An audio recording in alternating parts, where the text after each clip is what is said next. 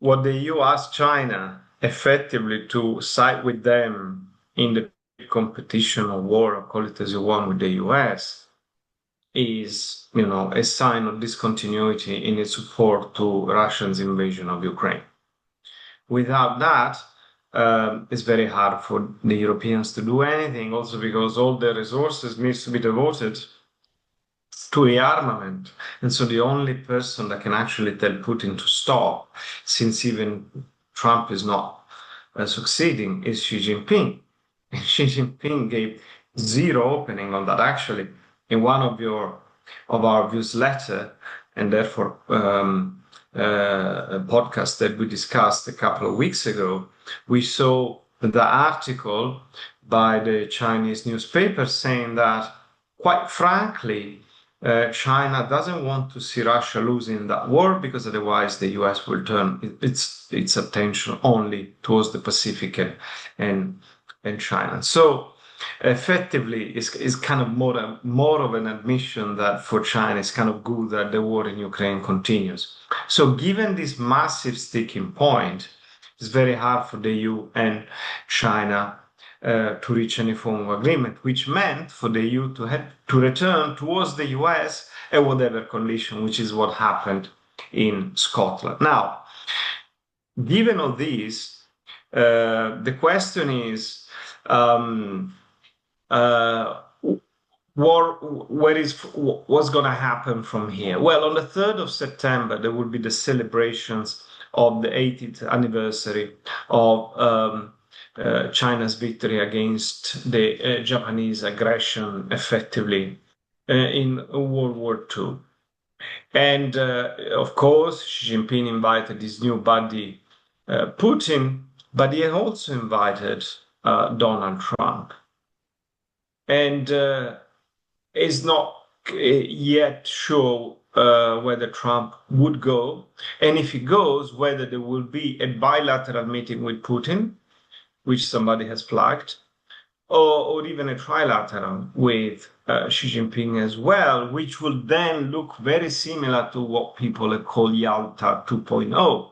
You remember in Yalta, there was this meeting between Roosevelt, Churchill, and Stalin, where the world was divided in spheres of influence, as we know. And that could be kind of a replica of that event. Yeah.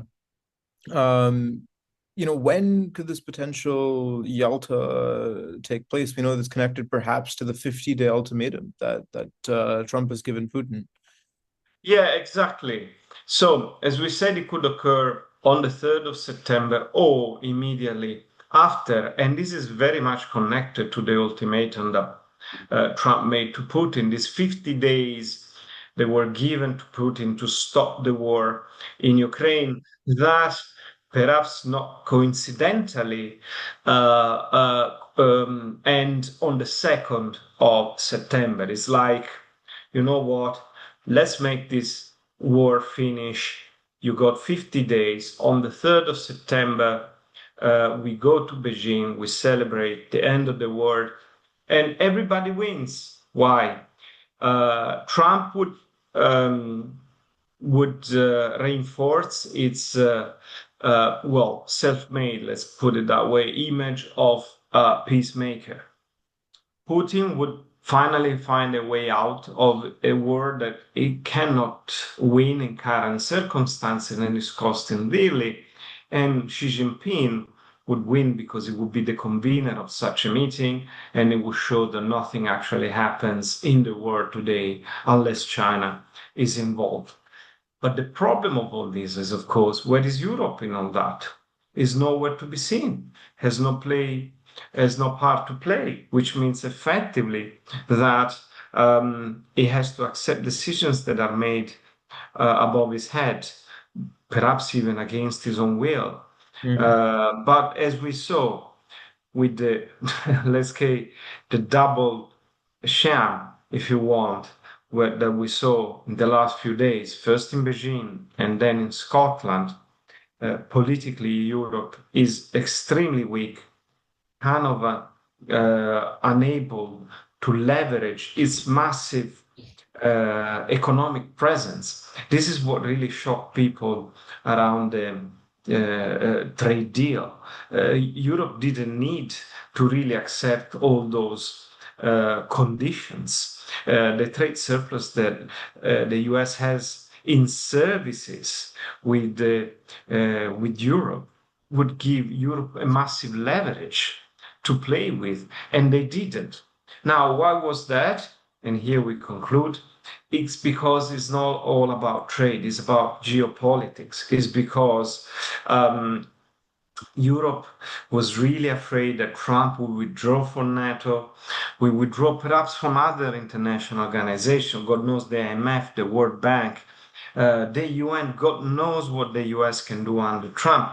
And therefore, in those circumstances, then Europe would be left completely alone, fight a totally asymmetric war with Russia, China, in Ukraine, and so on, which effectively made it impossible to manage. So there were other considerations beyond trade, completely geopolitical, completely referring to what can be summarized as a Yalta 2.0 type of scenario in which Europe has really very little part to play.